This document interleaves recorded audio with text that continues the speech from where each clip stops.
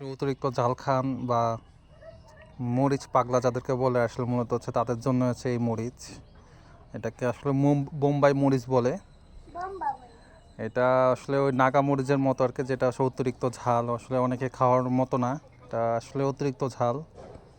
আর এই হচ্ছে তার গাছ, দেখেন অনেকগুলো মরিচ আছে এখানে,